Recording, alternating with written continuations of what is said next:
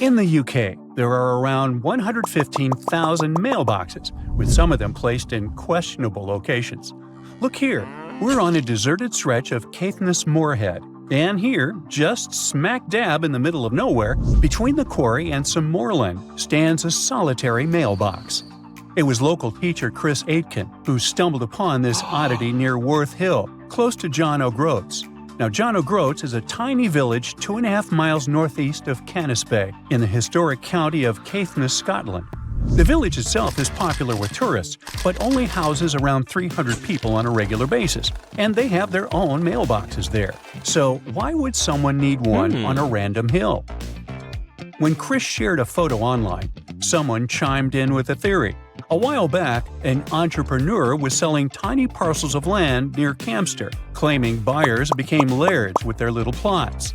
Could this mailbox be related to that? Now, the box, proudly labeled Laird of John O'Groats, features the name Thorsten Sommer and an address in Germany. There's a PIN number on the front, but when Chris opened it, all he found was a website link. The site has pics of Sommer waving a Scottish flag and talking about his love for Scotland, even calling himself the Old Scotsman. Chris tried reaching out through the website for more info, but hasn't heard back. It might be linked to Sommer's reported purchase of a tiny patch of land, but buying Scottish laird titles is often seen as a fraud, giving no real title at all. The area around Worth Hill has had some recent police action too, after a body was found nearby. Ooh, could that somehow be connected to this mysterious mailbox too? Well, enough of the detective stories. Let's dive into some high-end fashion, shall we? So, you might have come across that funky image popping up all over the internet, claiming there's a pop-up Prada store in the Texas desert. Well, it's kind of true and kind of not. Yes, there's a shop, sort of. It showcased a whole range of Prada gear worth around $80,000. And guess what? Miuccia Prada herself handpicked the items. But still, you couldn't buy a single thing there. No cashiers, no shop assistants.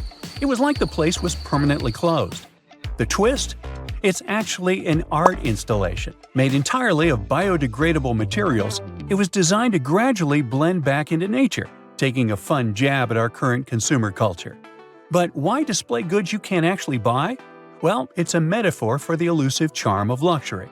While it was meant to decay in peace, the hype surrounding it led to a surprising amount of foot traffic and even some chaos. After trying to fend off a few would-be thieves, the artist had to admit defeat. Now it's a hotspot for photos, drawing everyone from tourists to celebrities. Right, you can find a brand purse in the desert, but can you, let's say, find a car somewhere in Welsh caves? Well, the answer is yes, and let me tell you, it's not just one car, but many of them. The Cavern of Lost Souls is a well-known abandoned car cave tucked away in Wales. Once upon a time, it was a slate mine in Ceredigion, where workers pulled out tons of slate and transported it using narrow-gauge horse-drawn tramways. But as the mining industry faded away decades ago, the mine fell into a hush. If you dare go inside, which I personally do not recommend, you'll find two large chambers, but one is particularly noteworthy. The main chamber plunges around 65 feet deep and is mostly underwater, with just a small opening above. Since the mine shut down, locals and the council have taken advantage of that opening, tossing in all sorts of unwanted stuff. You'll find everything from fridges and TVs to even whole cars piled up in one corner. What makes the Cavern of Lost Souls special is the single beam of light that breaks through, casting its glow on the twisted heap of wrecked cars and metal. The water, when hit by that light, glows a stunning turquoise green, creating beautiful reflections of the cars and cavern walls on the still surface. Every now and then, a fragment of slate falls, shattering the quiet and sending ripples across the water. There was yet another weird find in Wales. A shiny 10-foot silver monolith recently popped up on Hay Bluff in Powys, Wales, and it's sparking a ton of curiosity. A local builder, Craig Muir, discovered it during his hike, and he described it as looking like it just dropped down from space. It's made of surgical steel, has no markings, and is super well crafted without visible welds. Muir's find is reminiscent of those mysterious monoliths that popped up worldwide in 2020, creating quite a buzz online. Local Richard Haynes suggested it could be some kind of scientific installation. But with national park rules against unauthorized structures, it might not be there for long. With no visible tracks around it, Muir speculated it could have been brought in by a group or even dropped from a helicopter. Now, this isn't the first strange monolith sighting. Similar ones have been spotted in Utah, the Isle of Wight, and even Glastonbury Tor, where one was humorously marked, "Not Banksy." However, it could be easily him. The UK is the leading country in terms of the number of Banksy's pieces of art. As of 2023, there were 70 of them. No wonder, as he is reportedly British and was born in Bristol. The Atacama Desert in northern Chile, the driest non-polar desert on Earth, features a bizarre sight at kilometer mark 1309 on the Pan American Highway, a giant cement hand that towers 36 feet above the sand. Looks creepy, right? Well, worry not. It's not some creepy monster trying to grip you and take you to the netherworld. It's not an ancient relic from a lost civilization either. A professional sculptor created this quirky landmark back in 1992. Despite its remoteness, the hand is frequently targeted by graffiti, so local volunteers must clean it up twice a year. And by the way, it's not the only landmark of this kind. The very same sculptor also created a similar hand in Punta del Este, Uruguay, called Man Emerging to Life, and it represents the idea that a giant might be holding South America in a stone grip. Hey, works for me. Now check out this giant stone sphere hidden in the forest of Bosnia's Biosoko Valley. What do you think? Is it an ancient relic or a modern art installation? Share your thoughts in the comments. But to be completely frank with you, which I always am, nobody really knows for sure. Experts think this sphere, which measures around 10 feet across, is just a naturally occurring rock formation called a concretion. These iron-rich balls get their reddish color from the high iron content and form when mineral particles stick together over time. While concretions can take on some pretty wild shapes, the exact process of how they form is still a bit of a mystery. Then there's this archaeologist, often called the Bosnian Indiana Jones, who claims it's actually a man-made artifact from over 1,000 years ago. Spherical concretions aren't unique to Bosnia, though. You can find them all over the world, like these boulders in New Zealand, massive round stones that are over 60 million years old. There are also cannonball concretions in North Dakota. And let's not forget about the man-made stone spheres crafted by the Diquis people in Costa Rica, which are perfectly shaped and arranged, definitely a testament to human creativity. So while the Bosnian sphere is super intriguing, it's probably just an ancient concretion and not a remnant of a lost civilization. Bummer. Finally, some things are so well hidden that you have to go deep down into the seafloor to get a glimpse of them. Once a hedonistic hotspot for the Roman elite, Baiae was like the Las Vegas of its time, but now its ruins are submerged underwater. This resort city thrived on volcanic hot springs and attracted the likes of Nero and Caesar, who even built vacation villas there. However, in the 8th century, Baiae lost a battle and was abandoned by 1500. As the water levels rose, much of the city was lost beneath the bay. Today, you can explore Baiae's ancient ruins in one of the few underwater archaeological parks in the world. Hold your breath. A gruesome discovery took place in Egypt some years ago. You want to hear about it? 16 human hands, carefully buried in 4 eerie pits. They didn't look too much like human hands at first, since they were abnormally large, but they were. Weirdly, there were only right hands. No left hands were in sight. It turned out that it points to the practice of an ancient dark ritual. Old Egyptian art and tales talked of a ceremony where warriors would present the right hand of their adversaries as proof of victory and ask for gold in return. Egyptians believed in the afterlife, so cutting off someone's hand meant you cut off their power eternally. Guaranteeing this type of defeat was interesting to the winning party. Here, the fight was between Egyptians versus Hyksos, who lived in what was once known as Canaan. Egypt has always been the center of some history-changing findings, and some time ago, this papyrus was found. If we stretched it open, it would be just a tad bigger than the height of a skyscraper. The world's tiniest skyscraper, which is located in Wichita Falls, Texas. When humans didn't write on their notes app, They wrote on this thing, made from the medulla of a papyrus plant. Around 2,000 years ago, ancient Egyptians wrote something reminiscent of a book where they describe most of their funerary traditions and their visions of the afterlife. It's considered one of the most important texts from ancient Egypt and is still sold in bookstores to this day. This ancient manuscript was unearthed from a chamber located just south of the pyramid of Djoser, located in Saqqara. Oh yes, Djoser is the oldest pyramid in Egypt and not the Giza pyramids like most people think. So recently, the site of Saqqara buzzed with excited archaeologists who probably found one of Egypt's oldest complete mummies. They believe that this beautiful and well-preserved mummy was that of a wealthy man. He was discovered in a deep shaft, covered in layers of gold leaves. There are many symbols that show he was an important and wealthy man, like the band he wore on his head, the bracelet on his chest, and the fact that he was embalmed with a tunic, which was reserved for Egypt's finest. The most exciting part of the entire discovery was finding the resting place sealed with mortar, just as the ancient Egyptians had left it 4,300 years ago. Now this may sound weird, but back in 2008, archaeologists discovered a missing pyramid. Now it went missing because it deteriorated over the span of 4,000 years. Today, you can only see its base. It was a pretty important site back in ancient times. It is said that around the area of the pyramid, the ancients hosted a special type of ceremony where high priests would carry mummified remains of sacred bulls. Now here's a fun fact. Ancient Egyptians believed that Apis bulls were earthly incarnations of the city deity of Memphis and was connected to rites of fertility. It wasn't just any Apis bull though. They needed to be all black with a single white mark between its horns and a bunch of very specific characteristics.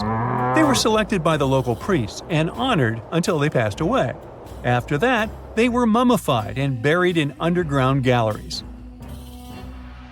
Meanwhile, this missing pyramid sort of disappeared around the 1800s. It was a German archaeologist who first found it in the village of Saqqara. He called it the Headless Pyramid when he first found it.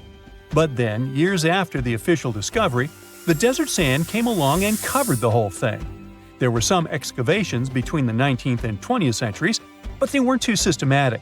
That's why scientists were so thrilled when they dug an entire pyramid's base after removing the 25-foot mound of sand that was covering it. Oh, and it turns out American archaeologists are excavating a cemetery in Egypt that could contain over 1 million mummified bodies. So far, archaeologists have dug around 1,700 mummies. One of the main differences from other classic Egyptian mummies is that these people weren't kings and pharaohs. They were commoners that most likely lived about 1,500 years ago, when Egypt was controlled by the Roman and Byzantine empires. The name of the cemetery is cool though, the Way of the Water Buffalo, just in case you want to check it out on your next trip. Other than bulls and buffaloes, ancient Egyptians also liked baboons. Are you seeing a pattern here?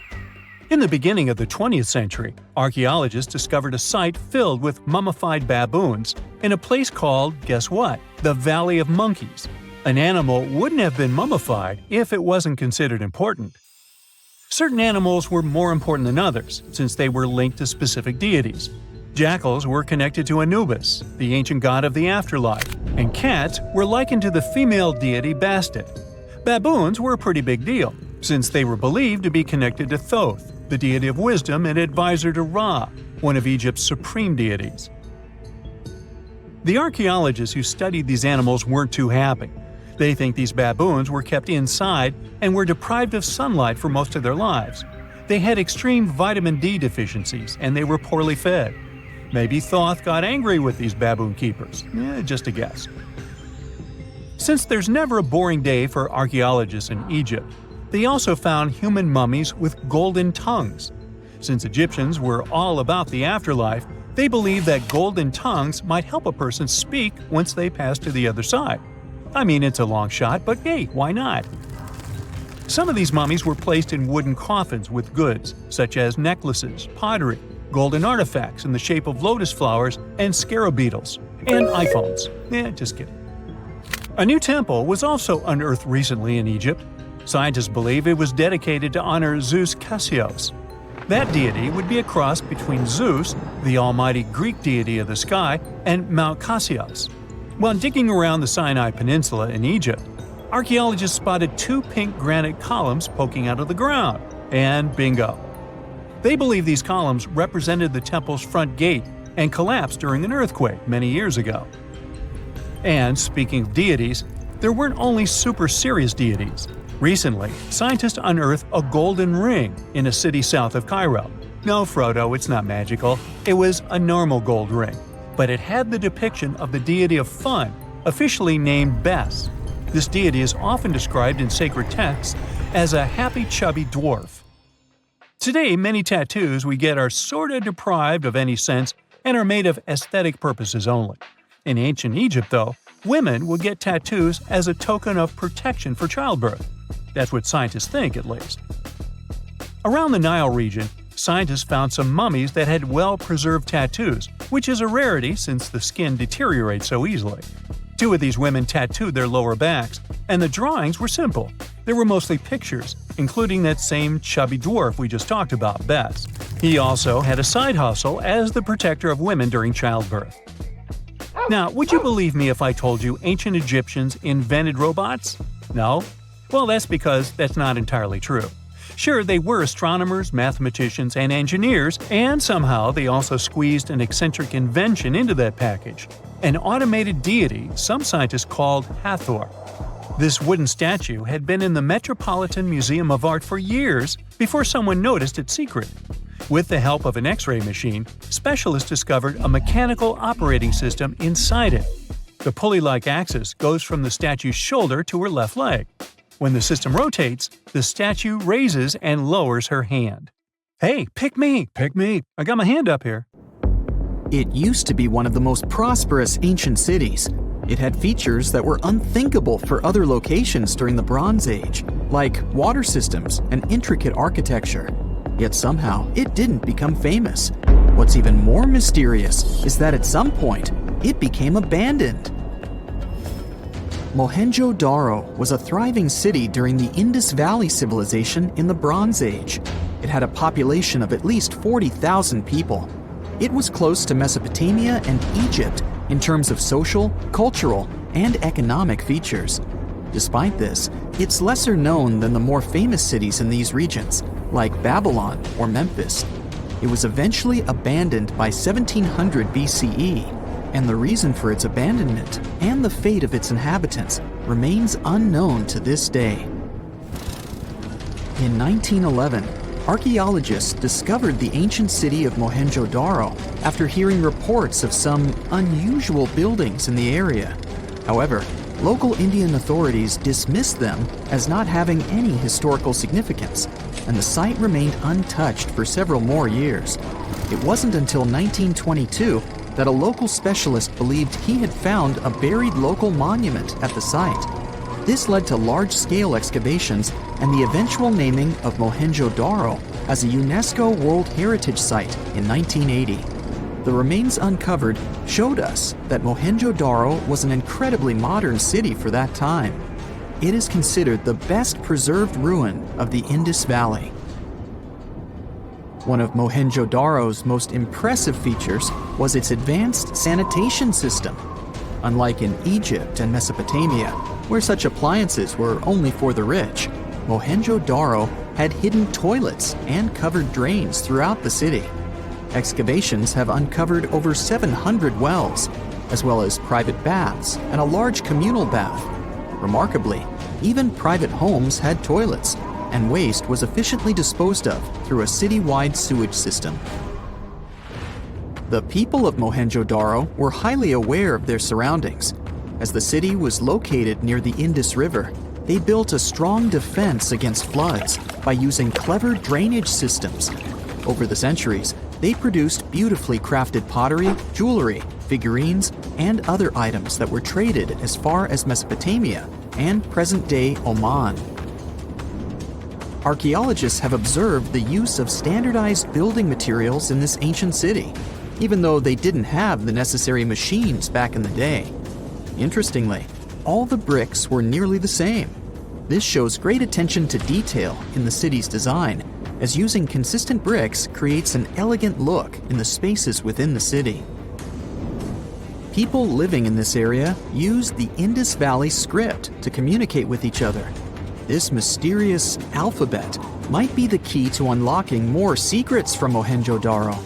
It was a language that used symbols instead of letters and had over 400 signs. Problem is, we're still trying to figure it out. The mystery of what caused the end of the Indus civilization and Mohenjo-Daro remains unsolved. Some archaeologists suggest that the Indus River might have changed its direction. This could have led to problems in cultivating food if there was suddenly too much water in the city. However, there is no evidence that flooding destroyed the area, or that it was completely abandoned at once. A change in the river's course couldn't have been enough for the entire Indus civilization to disappear. Mohenjo-Daro isn't the only lost town from Eastern civilizations. Ross Island, for instance, was once known as the Paris of the East due to its stunning architecture and gardens. However, the island is now a shadow of its former self, with the buildings being largely overtaken by tree roots and vines. Located 1.8 miles off the coast of Port Blair, India, the small territory was initially used as a jail, but later became a luxurious resort for its administrators. After the complex was closed in 1937, an earthquake further damaged the island and it became uninhabitable. Today, the island is managed by the Indian government and attracts tourists interested in exploring abandoned towns.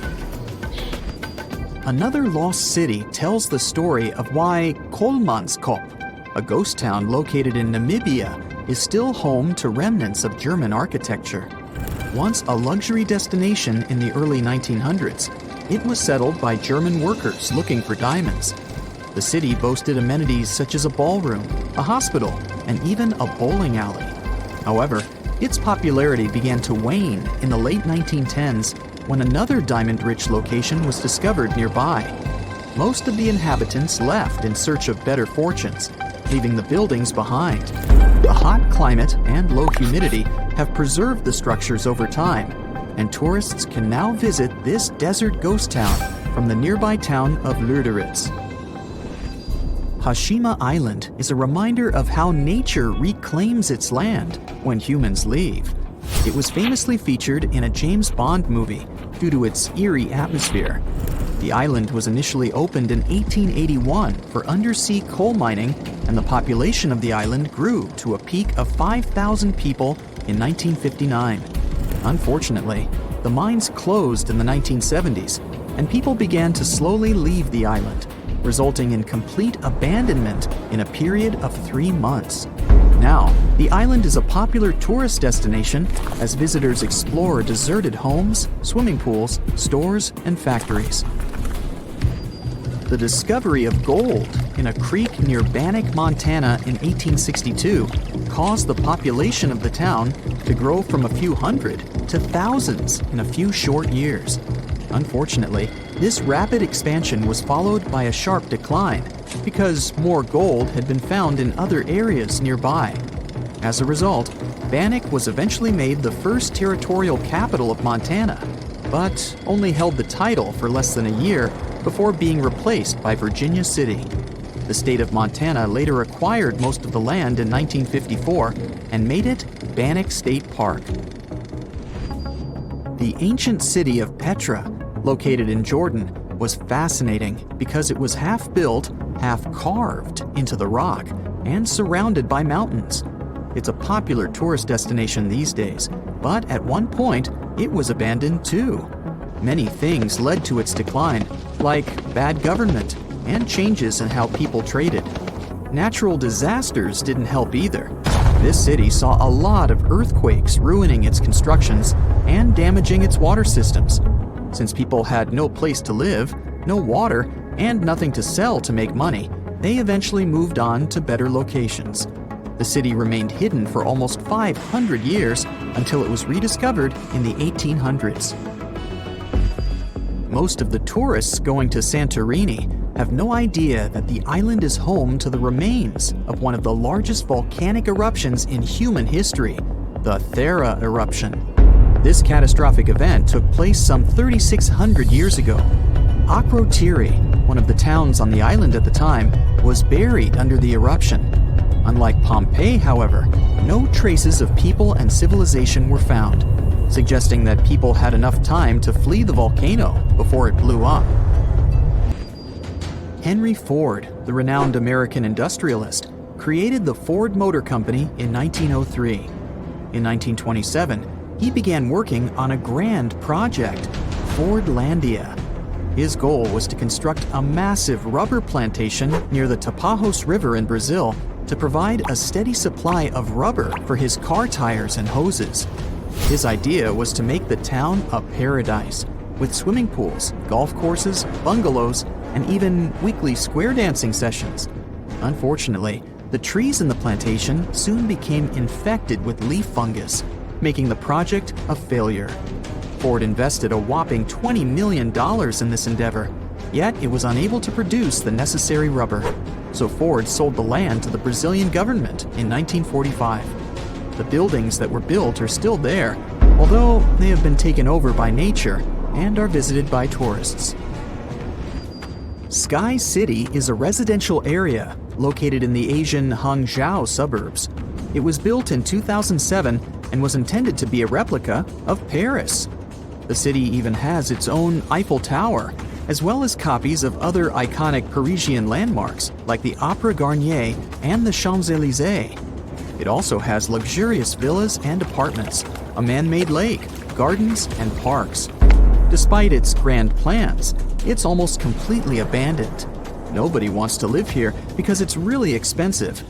It is, however, a pretty nice location for locals to take pictures, in case they want to trick people into thinking that they just landed in the French capital. You're heading to Spain with a team of archaeologists to try to find some ancient artifacts. You get lucky and uncover one of the greatest treasures of the Iberian Bronze Age. Iberian refers to the Bronze Age culture of Portugal and Spain. So you find and unearth coins, jewelry, vases, vessels, and two pretty strange items. One is something like a part of a scepter, and the other resembles a bracelet. And you know what's strange about them?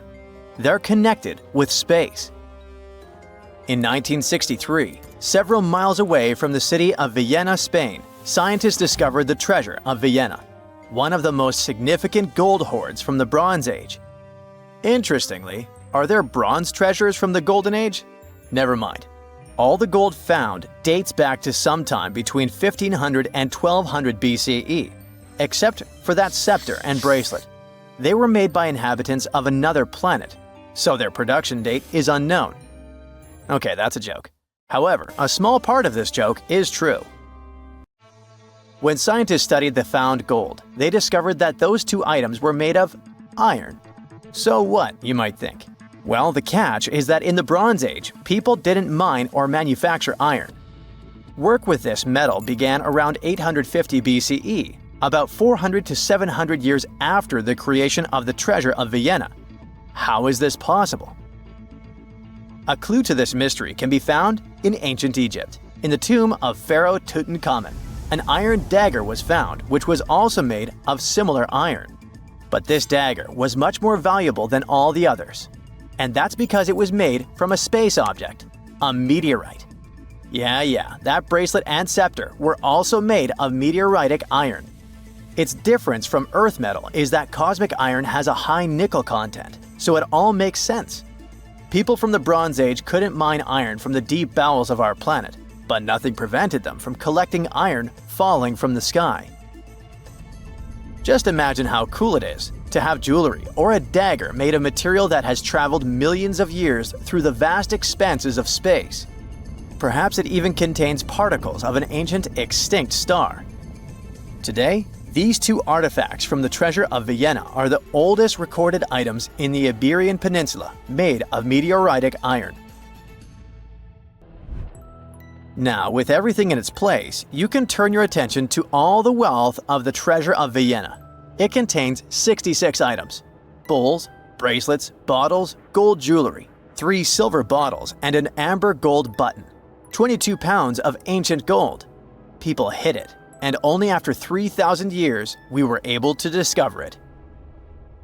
This archaeologist's dream can be found in the Vienna Museum, where exhibits from different time periods are presented, from prehistoric times like 50,000 years ago to the present day. Items from the Iberian period, from the Roman period, from the Arab civilization. You can find not only jewelry and coins, but there are also remnants of columns, ceramics, and other architectural artifacts. The collection is considered one of the most important prehistoric treasures of Europe. And the coolest thing is that you can see it all with your own eyes for just €2, which is about $2. Go to Vienna, find the museum, and enjoy. Hey buddy, I heard you have a metal detector. Could you help me find a hammer I left somewhere in the field? Your old farmer friend asks. You take a metal detector and go searching, but instead of a hammer, you find hundreds, even thousands of silver coins worth $2 million. You're so happy that the farmer lost that hammer, and now you're rich. Stop! Considering that this land belongs to the farmer, would you tell him about the find or take it with you? In reality, neither of these options happened. In 1992, Eric Laws was helping a farmer search for a lost hammer in a field near Hoxne, Suffolk, England. The metal detector stumbled upon a hidden treasure, a huge one. There were silver spoons, gold jewelry, more than 500 gold coins, and about 14,000 silver ones. Eric Laws accidentally discovered the largest collection of gold and silver from the late Roman period in Britain. Unfortunately, or perhaps fortunately, he and the farmer didn't receive the treasure. It's now in the British Museum. Let's move away from the farmer's field to somewhere on the Mediterranean coast. Imagine you're a scuba diver. There was a strong storm yesterday, but now with the water calm, you dive in and discover the seabed covered with gold dinars. This story happened in 2015. The coins which the storm brought to the shore might have been minted even before the First Crusade that started in 1096. This collection is one of the most impressive archaeological finds in the world. All these treasures surely can make the heads of those who find them spin, but they end up in a museum. And that's a good thing, because such wealth can drive a person crazy. A metal detector and a diving suit helped people discover ancient treasures. What's next? How about a dog? Yes, it could be perhaps a great replacement for a metal detector, by the way. So in 2013, 2 people were walking their dog in Northern California on their property. Suddenly, they discovered a rusty can filled with coins minted from 1847 to 1894. There were about 1,500 coins, and they all were gold. Another chance for a carefree rich future? Not this time. The find caused a lot of controversy among specialists. There was one version, according to which these coins could have been stolen from the US Mint. But later, the US Mint debunked this suggestion as they'd never had this gold in their storage. Anyway, it's interesting what the point was in hiding it all in someone else's yard. Some thief risked their freedom and life to get rich. When they succeeded, they just hid the coins as if they never existed. What a strange deal. Coins, jewelry, meteorite items, it's all cool. But let's end our video with something grand and epic. Archaeologists were conducting research near the Mediterranean coast of Egypt and discovered a treasure trove inside a sunken temple and sanctuary. Despite the waves, earthquakes, and seawater, the massive find was preserved in a not bad condition. The temple was built a very long time ago and collapsed in the middle of the 2nd century BCE. It was an important structure in ancient Egypt. People considered this place holy. Pharaohs came to the temple to seek help from the higher powers of Egyptian mythology to obtain titles for their rule. Titles of kings of the universe. For many people, this place was like the center of the universe, and now it lies forgotten on the seabed, almost ruined. Time spares nothing. Researchers found out the temple had been part of an ancient port city. A long time ago, an earthquake occurred in this area and destroyed the city. Tidal waves softened the ground and dragged the town into the Mediterranean Sea. While studying the temple, scientists found many secret treasures there: silver ceremonial instruments, gold jewelry, and alabaster vessels. In past times, people used them to store perfumes or greasy ointments called unguents. Perhaps in ancient Egypt, they weren't bad in the field of cosmetology. Near the temple, archaeologists discovered a Greek sanctuary. Apparently, the Greeks living in Egypt or coming here on business wanted to pay tribute to Aphrodite, so they created a small building in her honor.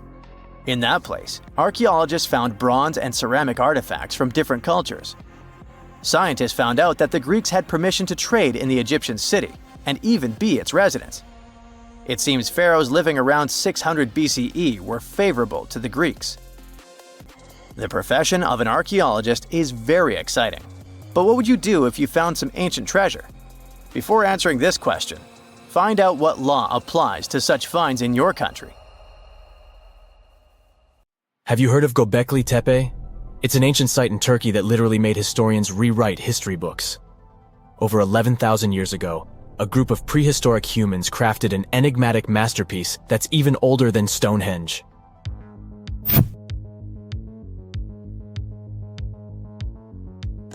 Before its discovery, archaeologists believed that people didn't know about iron and weren't good at making pottery. They were sure that settled life only emerged with the need for agriculture. But Göbekli Tepe changed this belief.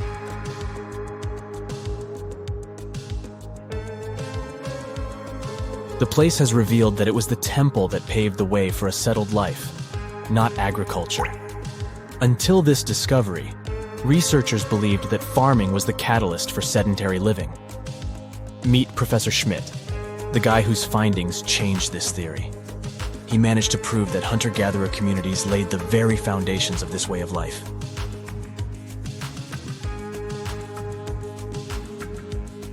Back in the 1960s, other archaeologists visited the area, but they totally missed the mark. While surveying the region, they stumbled upon a hill with scattered limestone slabs and concluded it was just an old burial ground from medieval times. Little did they know that there was so much more to uncover.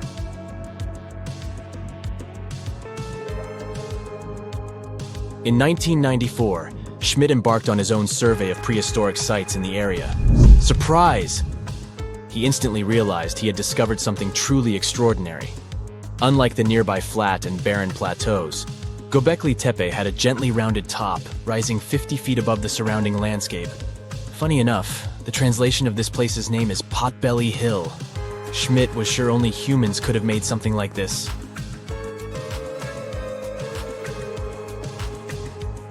Those broken limestone pieces that were mistaken for gravestones turned out to be way more exciting. It was like stumbling upon a hidden treasure. The pieces took on a whole new meaning, and Schmidt with his team was about to dive into the secrets waiting beneath the surface. To their surprise, they found no traces of a settlement. No hearths for cooking, no houses, and none of those adorable clay figurines commonly found in nearby sites of similar age.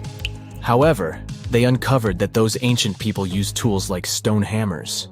So, Schmidt and his team put their heads together and took a wild guess at the age of Göbekli Tepe's stone structures. Their estimation got backed up by some limited carbon dating done right at the site. The ancient vibes of this place were finally starting to make sense. It was like a puzzle slowly coming together.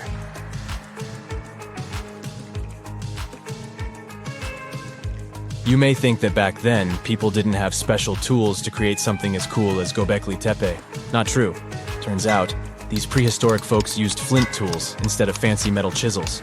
They were also skilled at chipping away softer limestone and crafting pillars right on the spot. Afterward, they carried the pillars a short distance to the summit and placed them upright. Once the stone rings were complete, they covered them with layers of dirt. Over time, they added new rings, and voila! You've got a cool hill to impress people in the future.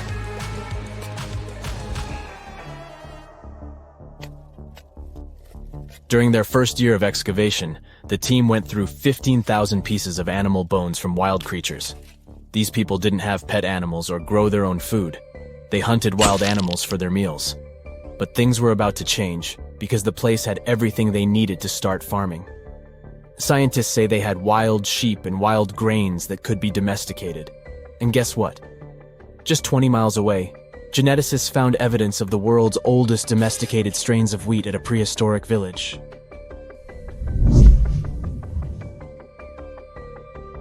These amazing findings have completely changed how we view civilization. In the past, experts believed that people needed to learn how to farm and settle in one place before they could build temples and develop complex societies. But guess what? Schmidt's research flips that idea on its head. He claims that the incredible effort put into constructing these astonishing structures actually set the stage for the development of advanced societies. It means that societal and cultural changes happened before agriculture. Schmidt has this fascinating hypothesis about Göbekli Tepe. He thinks it could have been a special burial site where people left their loved ones. And here's the twist. The burial site was adorned with fancy statues and symbols representing deities from the spiritual realm. The idea that Göbekli Tepe could have served as a sacred place adds another layer of complexity to the whole story. While the site's true purpose may remain elusive, Schmidt's insights invite us to consider the profound interplay between life and the afterlife, and the deep reverence ancient hunter-gatherer societies may have had for their departed ancestors. Now let's talk about the stars of the show, the mesmerizing T-shaped columns that dominate Göbekli Tepe. These mysterious structures range from 10 to 20 feet tall and most likely represent stylized human figures. But one figure stands out from the rest, the three-dimensional lion relief. This depiction really fires up our imagination. Why? Because it hints at the possibility that lions roamed Anatolia during the Neolithic period.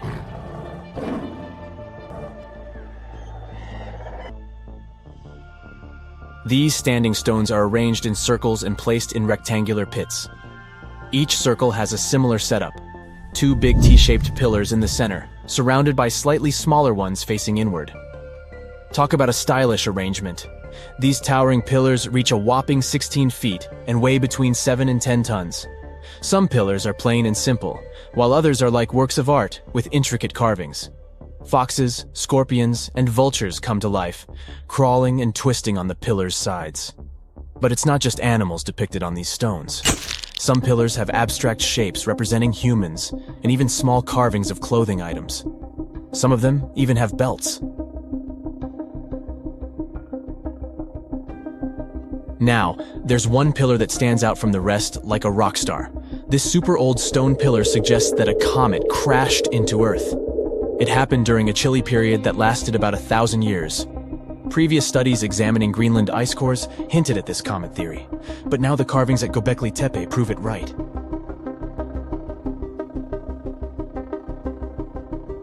The carvings on the pillars are like a historical comic strip. They even show a headless human figure. Researchers fed the images into a computer and discovered their connections to constellations, indicating that this temple might have been an ancient observatory. It's like our ancestors were trying to document this cataclysmic event in their own unique way.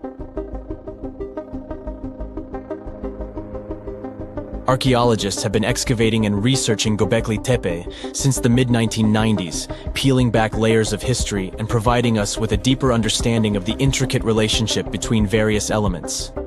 They have no plans to stop the whole process for another 150 years. Who knows what else they'll find? You see, Göbekli Tepe has been labeled purely as a ritual site with no signs of domestic activities. We were led to believe that the absence of water meant it couldn't support semi-sedentary communities. But scientists believe it's time to shake things up and approach Göbekli Tepe with fresh eyes. It's time to question what we believed before and use new evidence and different ways of thinking. Like, there might have been a group of people living in the area who didn't stay in one place all the time. They moved around a bit but still had their own civilization, living in the area semi-sedentarily. Göbekli Tepe is not just home to a single temple, but an astounding collection of over 20 ancient structures. As archaeologists delve into the depths of this wonder, they are unraveling its unique layout, featuring two prominent focal points at the heart of each establishment, complemented by smaller structures and dividing walls. What's even crazier is that in this area, there are over 200 obelisks, which are narrow tapering monuments. The Sahara Desert is like a Mad Max movie. Scorching heat, endless dunes, and an overall barren wasteland. A place where no one could live, right? Well, forget all you know about it. because 5,000 years ago, the Sahara was a lush paradise of grasslands, lakes, and rivers, and the home of a ghost civilization that vanished without a trace. Our tale begins in the 1930s, when a Hungarian explorer stumbled upon a cave in the middle of the Sahara. Inside, he found something bizarre: ancient rock paintings of people swimming in a lake, surrounded by giraffes, hippos, and crocodiles. At the time, everybody shrugged it off as some symbolic depiction of the afterlife, because really, who would imagine a lake in the Sahara? Well, fast forward some 70 years later, when a group of archaeologists made a discovery that flipped the script. In a rock shelter in Libya, they unearthed 15 mummies, along with baskets, ceramic pots, and other everyday items. This may look like prehistoric junk to most people, but to archaeologists, it was like uncovering a key piece of evidence. Those people weren't just passing through, they lived here. You see, those weren't just any mummies. They were some of the oldest naturally mummified humans ever found, dating back over 7,000 years. Take that, Egypt. 2 of them still had readable DNA, preserved thanks to a rare natural mummification process, almost a miracle considering the Sahara's climate's ability to turn everything into, well, beef jerky. Scientists struggled to understand where those mummies came from for a while, because the mitochondrial DNA they recovered was not helpful at all. But thanks to scientific progress, they eventually managed to do a full genome analysis that revealed some weird secrets. Those people belonged to a human lineage that was completely unknown, and they lived isolated from the rest of humanity for thousands of years. For decades, researchers assumed that the place where they lived, the Green Sahara, was like a prehistoric highway, a lush corridor that humans and animals used to migrate between sub-Saharan Africa and the Mediterranean. But the mummies demolished that theory, like a hippo sitting on a sandcastle. Their DNA showed zero genetic mixing with sub-Saharan and Eurasian migrants, keeping their genes pure for 7,000 years. Their closest genetic relatives weren't their neighbors living right below the famous desert, but some ancient hunter-gatherers from Morocco, and even some guys that lived in the Czech Republic, when it wasn't even a country yet, 50,000 years ago. We're not out of the woods yet, because those mummies also carried some teeny-tiny traces of Neanderthal DNA, just 10% of the amount found in modern Eurasians. Now, if you paid attention in school, then you know that Neanderthals lived in Europe and Asia, and early humans only mixed with them after migrating out of Africa. But those Green Sahara folks never left Africa. So how did they get Neanderthal genes? The leading theory is that their ancestors mingled with Neanderthals in North Africa 50,000 years ago before settling in the Sahara and cutting off contact with the outside world. Archaeologists also found cattle bones and tools made of stone and wood at that rock shelter, proving that those people led a thriving pastoral lifestyle. This discovery made scientists scratch their heads for a while because, you see, animal domestication was not developed in Africa. So how did they learn it if they never mingled with anyone? Did they have ancient YouTube tutorials? Probably not. The researchers believe they must have traded knowledge with neighboring groups, but just knowledge, no saliva. It's almost too hard to believe that no outsiders mixed with them. After all, who wouldn't want to live in a thriving civilization in the middle of a green paradise, drinking milk, eating meat, and even using animal blood as a protein source? Ooh, yummy. They didn't have to hunt for every meal, thanks to their livestock, and the abundant water made life pretty sweet. And yet, they never married outsiders. Why? Maybe it was a cultural choice to never date outside their own group. Or maybe the landscape itself kept them isolated. This is where scientists place their bets. They believe that the dense forests and rivers that existed in the Green Sahara acted like nature's no trespassing sign, creating a geographical barrier that isolates animals, plants, and whole societies. This isolation is the reason why their genes were so unique. These guys weren't swapping spit with anyone else. But this genetic time capsule almost didn't survive. For most of the last ice age, the Sahara was even harsher than today, a true dead zone where humans couldn't survive. 70,000 years ago, even the toughest people disappeared, retreating to the Nile Valley and the Mediterranean coast. Why?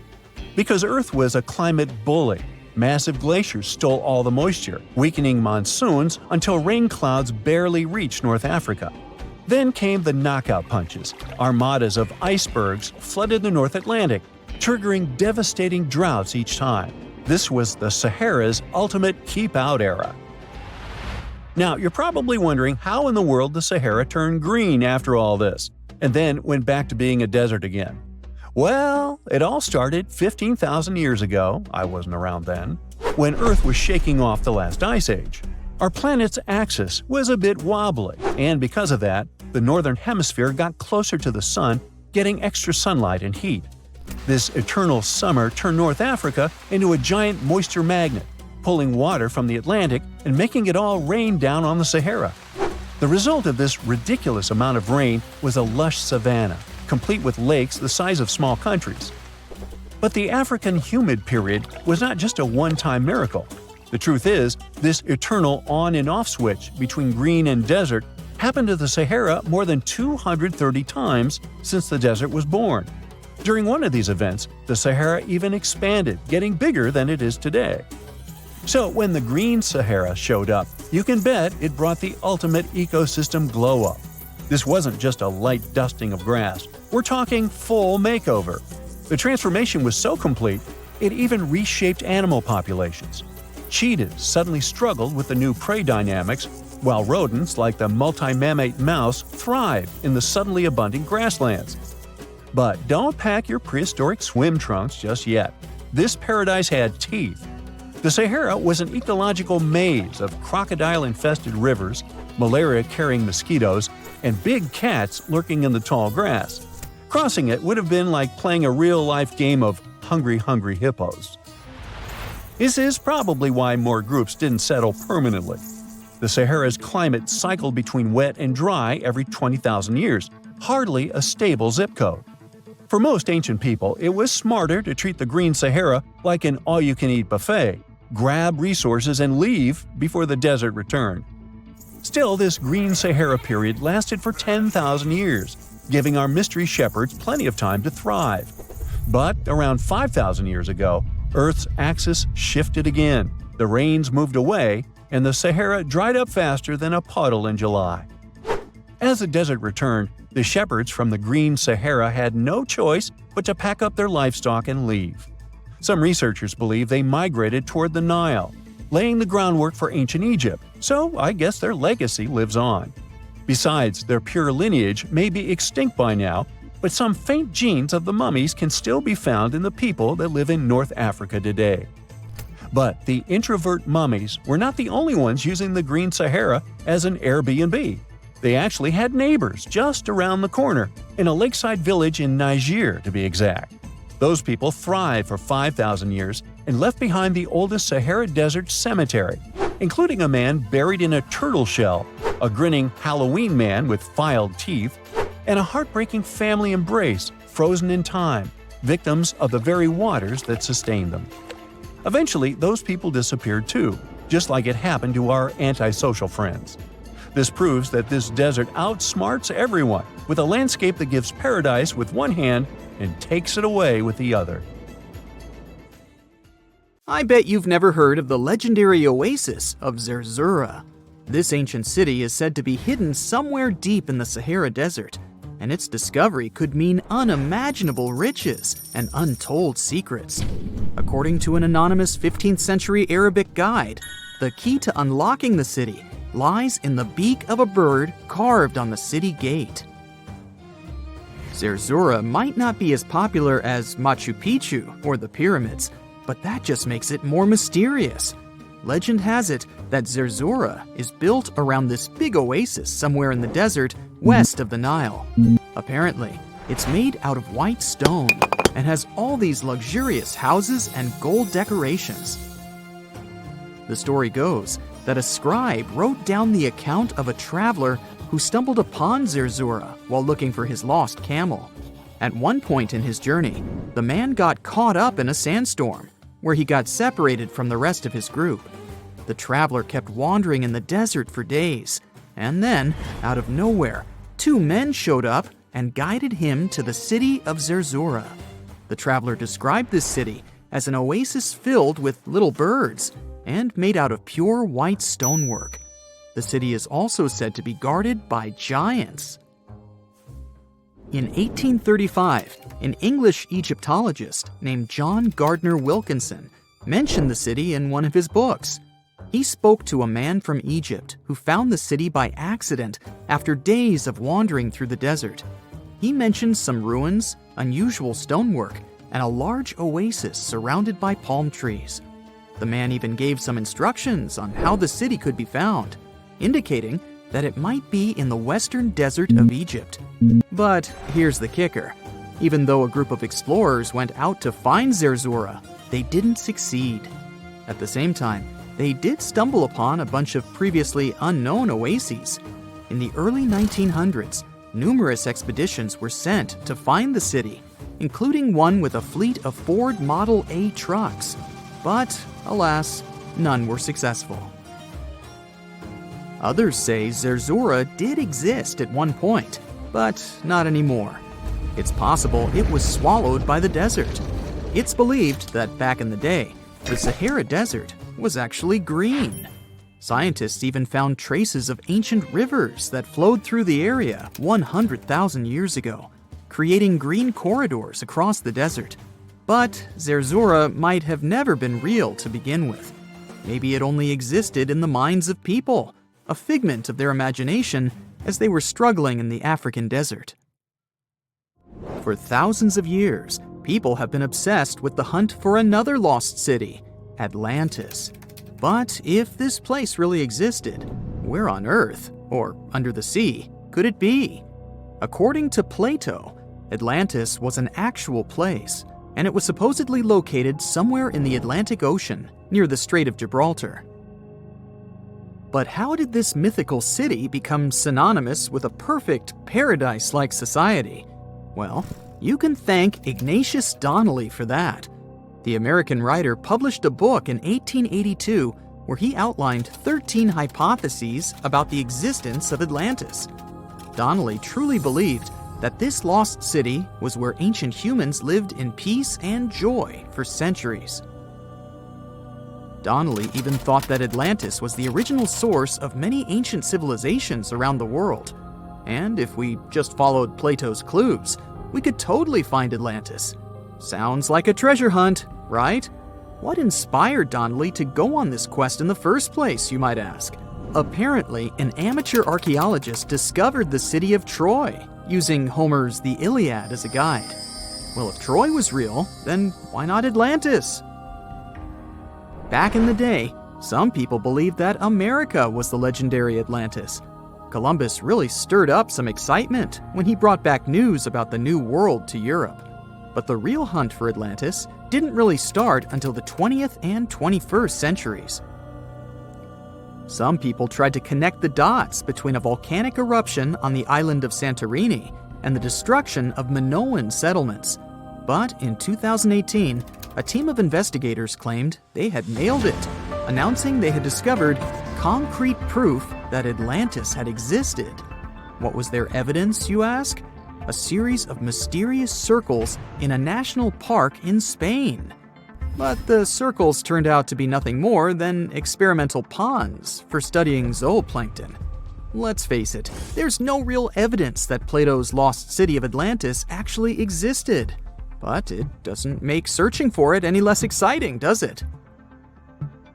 The Fountain of Youth isn't a lost city per se, but it is another mythical location that many have claimed to have stumbled upon over the years. Long ago, people were obsessed with the idea of living forever, or at least extending their lives as much as possible. Each culture had its own wild story, like the Greeks talking about a magic fountain that let people live longer, or Alexander the Great finding a river of paradise that could heal the wounded.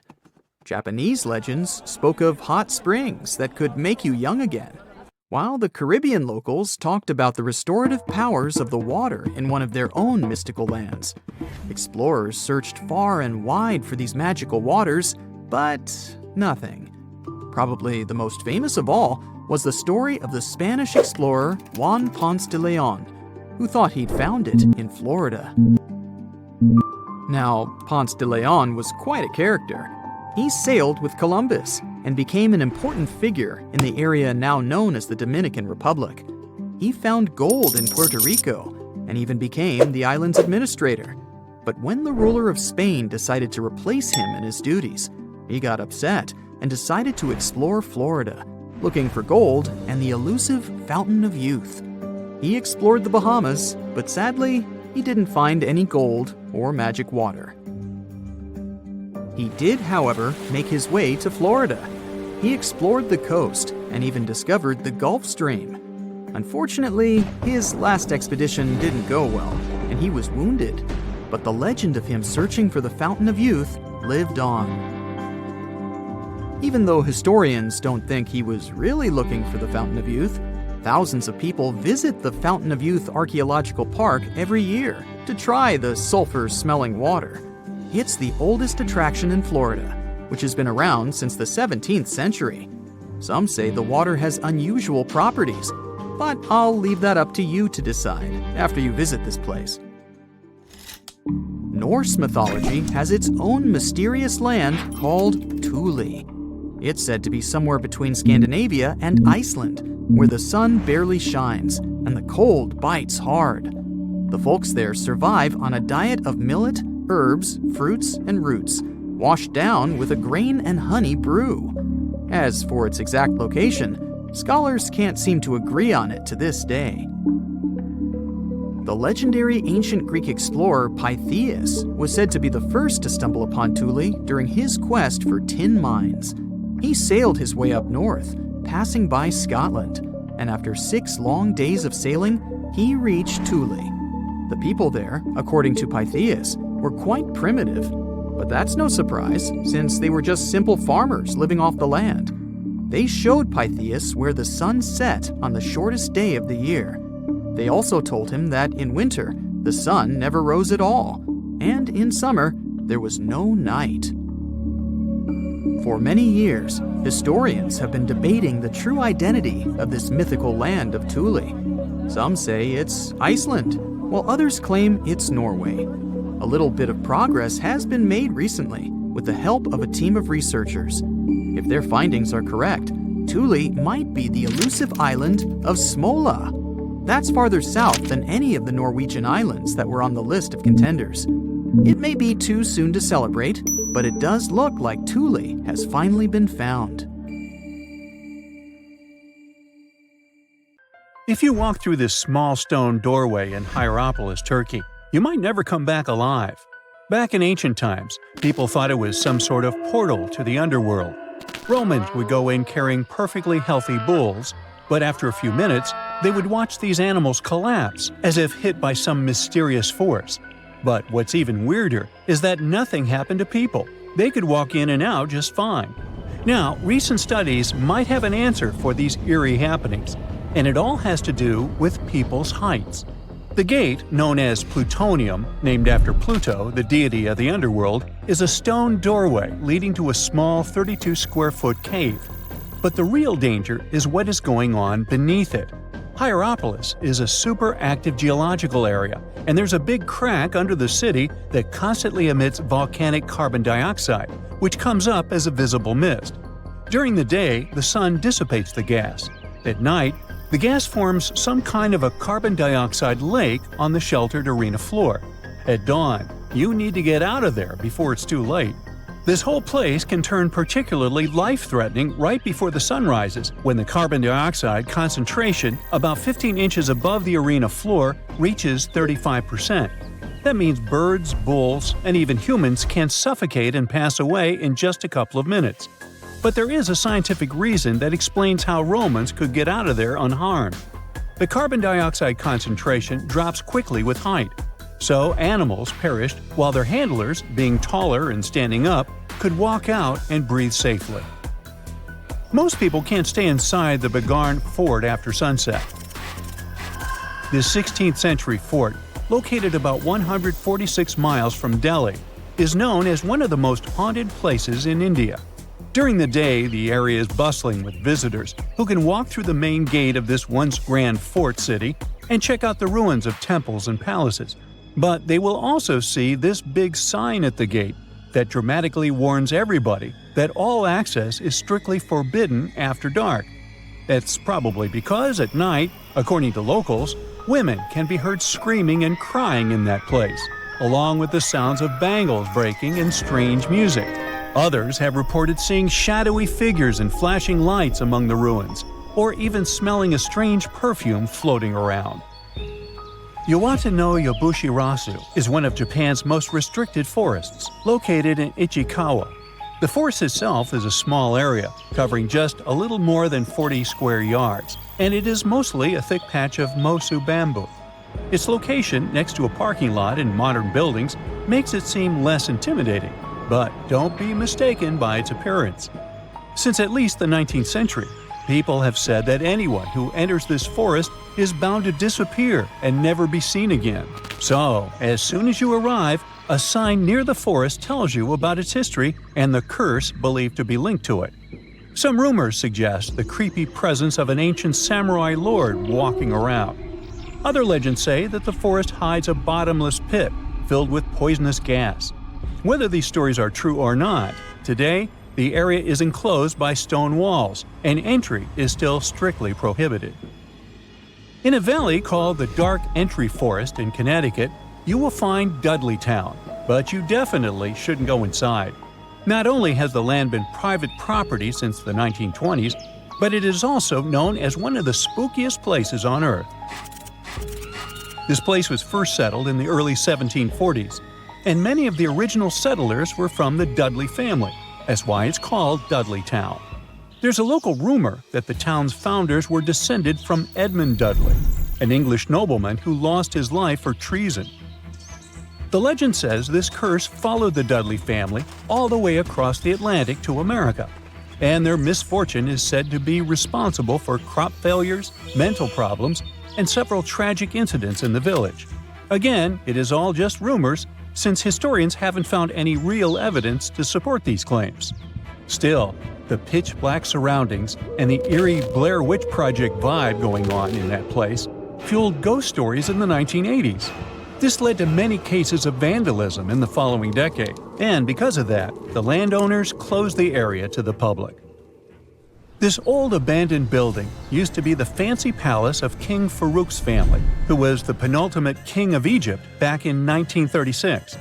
After his family members passed away, the palace was turned into a morgue. Locals say that today, the whole place is super creepy and off-limits. Some people have reported seeing light bulbs flicker and shadows move around, making strange noises. Once, a group of kids allegedly went inside and totally freaked out when they found all the doors had suddenly disappeared, leaving them in complete darkness. They had no choice but to start screaming for help. This Hawaiian island has been off-limits to people for over a century. It's called Ni'iau and is the smallest inhabited island in Hawaii, covering around 69.5 square miles. It has around 84 residents. The island doesn't have cell phone service, paved roads, or power lines, just solar panels for electricity. A single family has privately owned the island since 1864, when a Scottish farmer bought it for $10,000, which would be around $250,000 today. The island has stayed in the family, passing down to its descendants, the Robinsons. They have kept it private ever since, so access is highly restricted and basically by invitation only. The Erdstall tunnels are a network of about 2,000 mysterious underground passageways mainly found in Central Europe, especially in Austria and Bavaria. These tunnels are usually narrow and cramped, often just wide enough for one person to squeeze through at a time, and they are believed to date back to the Middle Ages, as far back as the 12th century. What's really puzzling about these tunnels is their purpose. Despite a lot of research, nobody really knows why they were built. There is a theory that they were used for storage, but since many of them are below the water line and occasionally get filled with water, that doesn't seem very practical. These tunnels have very light, almost claustrophobic sections and sudden drops, which doesn't seem practical for other straightforward uses like escape routes, hiding places, or even spiritual purposes. To make things even more mysterious, there is a complete lack of artifacts, which makes it even harder for researchers to figure out what these tunnels were really for. Since 2019, adventurous people can get arrested if they try to climb this rock. Uluru, also known as Ayers Rock, has been off-limits because it is now considered a sacred site for local communities. But the fact that it is also extremely dangerous probably played a big role in the decision to close it off to visitors. This rock is 1,142 feet high, which is about the height of an 80-story building. The climb to the summit can be very slippery, and high temperatures, which can hit 116 degrees Fahrenheit in the summer, have led to people passing away from dehydration and heat-related issues. Something even creepier happens at the top of the rock right after storms. When it rains, small tadpole-like crustaceans called shield shrimp hatch in temporary waterholes and rock pools on top of Uluru. These extraterrestrial-looking creatures are about 3 inches long, and they spread their super-resilient eggs everywhere. When enough summer rain comes, they hatch and go wild, feeding on microorganisms and bacteria in the water. How these strange creatures end up in the fleeting pools on top of Uluru is still unclear, but the most likely explanation is that their eggs might travel there with the wind. Hey, if you think Stonehenge is one of the oldest stone monuments ever, well, let me introduce you to Göbekli Tepe. Buckle up, we gotta travel to Turkey to meet this really old guy. Yeah, he's too old to travel. Jokes aside, Göbekli Tepe, an archaeological site located in southeastern Turkey that dates back to the Neolithic period, around 10,000 BCE. It's considered to be one of the oldest and most significant archaeological discoveries in recent times. The site consists of a series of circular and rectangular structures made of stone pillars. Yeah, it does look like its younger brother Stonehenge. Some of those pillars are decorated with intricate carvings of animals and other symbols. Now, you maybe wonder, hey, why on earth did they make such a fascinating building? What was its purpose? Sorry, I got no answer for that. The purpose of the site is still unknown, but it is believed to have been a ceremonial center for the ancient people who lived in the area. The discovery of Göbekli Tepe has challenged long-held beliefs about the development of human civilization, as it suggests that complex societies may have emerged much earlier than previously thought. Okay, pack your stuff, our travel's just started. Next destination, Masada. It's an ancient fortress located in Israel on a plateau overlooking the Dead Sea. Hey, look at that view, spectacular, huh? It was built by King Herod the Great in the 1st century BCE, and it was very smartly built. Within the fortress, there were various facilities such as storehouses, barracks, a palace, and a set of cisterns capable of holding approximately 40,000 cubic meters of rainwater. People living there believed that the collected runoff from a single day's rainfall could provide sustenance for over 1,000 individuals for a period of 2 to 3 years. Access to the fortress was limited to 3 steep and winding paths leading up to fortified gates. Still, at one point, the fortress was occupied by people who had fled Jerusalem after the city was captured by the Romans. They held out against the invaders for several months, but eventually they were defeated. But these guys didn't surrender. The story of Masada has become a symbol of resistance and bravery. Today, Masada is a popular tourist attraction and a UNESCO World Heritage Site. The next flight is going to be short. We're popping over to Egypt to see the Karnak temple complex. It's a vast ancient Egyptian temple complex located in the city of Luxor, Egypt. It was built over a period of 2,000 years and covers an area of more than 200 acres.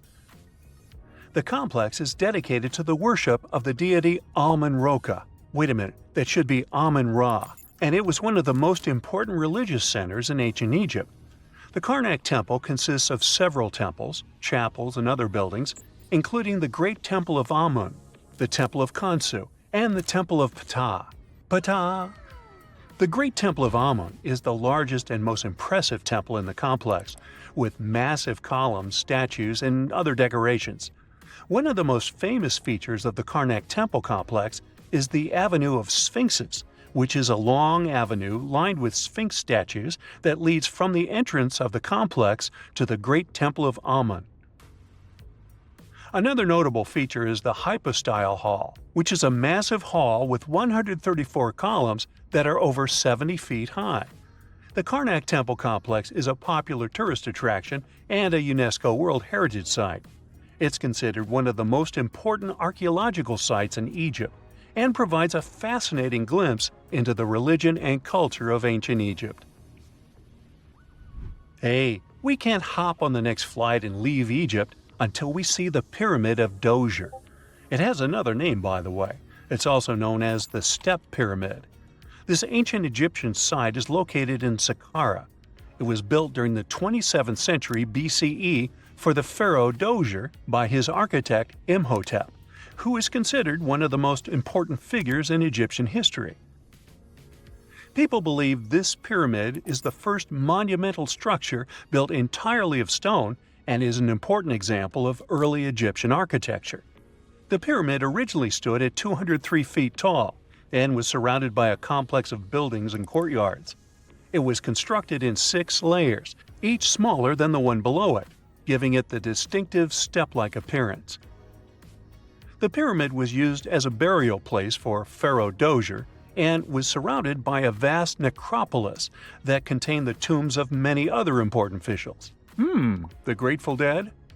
The Pyramid of Djoser has several renovations and additions over the centuries, including the addition of a limestone casing that covered the original step structure. However, much of the pyramid was destroyed over time, and today only the central core remains. Despite this, it remains an important archaeological site and a popular tourist attraction in Egypt. Alrighty, we're ready to move on. There's one more pretty recent discovery we gotta see today. The Tower of Jericho was only discovered during excavations in the 1950s and 60s. It's an ancient stone tower located in the city of Jericho in the West Bank. Just like Göbekli Tepe, this one is believed to be one of the oldest stone structures in the world, dating back to approximately 8000 BCE. The tower stands at over 28 feet tall. It's made up of 2 main sections, an inner tower and an outer tower, which are connected by a series of stairs. The purpose of the Tower of Jericho is not entirely clear, but it is believed to have served as a defensive structure or a watchtower. It may have also had religious significance, as it was located near a sacred spring. The Tower of Jericho is a significant archaeological site and has provided valuable insights into the early history of human civilization. It's open to visitors and is a popular destination for tourists interested in ancient history. Now, this ancient site even got attention from Netflix, and they made a movie where the action takes place in Mohenjo-Daro. This site was a major center of the Indus Valley civilization in present-day Pakistan. Mohenjo-Daro was one of the largest cities of the ancient world, with a population estimated to have been around 40,000 in its peak. Trust me, that must have been a crazy megalopolis back then. The city was notable for its advanced urban planning, with sophisticated drainage and sanitation systems, and its impressive architecture, including the Great Bath and the Granary. Mohenjo-Daro was abandoned around 1900 BCE, and its ruins were only rediscovered in the 1920s. Today, it is a UNESCO World Heritage Site and an important archaeological site for the study of ancient South Asian civilization. We're heading to a teeny-tiny country that has quite an impressive history. Welcome to Malta. The Xigantia Temples are a Neolithic site located on the Mediterranean island of Gozo. They're probably one of the oldest freestanding structures in the world, dating back to around 3600 to 3200 BCE. The temples consist of 2 megalithic structures, each with multiple rooms and altars. The name Xigantia means giant tower in Maltese, as people believe that only giants could have built such massive structures. The temples are believed to have been used for religious purposes and are considered to be an important example of prehistoric architecture. They were added to the UNESCO World Heritage List in 1980. Well, you must be pretty tired, but there's one more place we gotta visit today. Our plane is already landing in Armenia, and we're here to see the Temple of Garni. Look, this one is well preserved. This temple dates back to the 1st century CE. It was built by King Tiridates I as a dedication to the sun deity Mir. Sadly, the temple was destroyed in the 17th century during an earthquake, which is quite a common thing for this area, but it was later reconstructed in the 20th century. Today, it's a popular tourist attraction and is also listed as a UNESCO World Heritage Site. There you are, trekking across a desert on foot. It's hot, you're terribly thirsty, and now you gotta walk around this stupid wall. Wait, a wall in the middle of a sandy, lifeless nowhere? Exactly, a wall in the northern Saudi desert. Archaeologists have just made a super exciting discovery, and what they found was not just a single wall. No, it was a whole ancient walled city that might date back to 2400 BCE. They think this place was home to around 500 people and could have been used for 1,000 years. This discovery is groundbreaking. It means that the area could have been way more advanced than anyone expected. This city was well organized, with different zones for living, towers and strong walls for protection, and different sections for all kinds of daily life. This ancient city, now called Al-Nata, was basically an oasis town, and it's great since it can give us a peek into what life might have been like in this desert thousands of years ago. Apparently, they had clearly separated areas, like residential sections, a cemetery, farmland, and even a town center. This oasis city, found in the Khaybar area, is the first big organized settlement from the 2nd or 3rd millennium BCE that researchers have uncovered in northwestern Arabia. The first surveys show that this town, which covered about 6 acres, had several districts, including the residential area, the cemetery, and the legal one, with courts. The houses were set up in neat rows, all connected by small roads. Those streets kept the residential area separate from the rest of the town. Back then, most people in this region were nomadic herders, always moving around.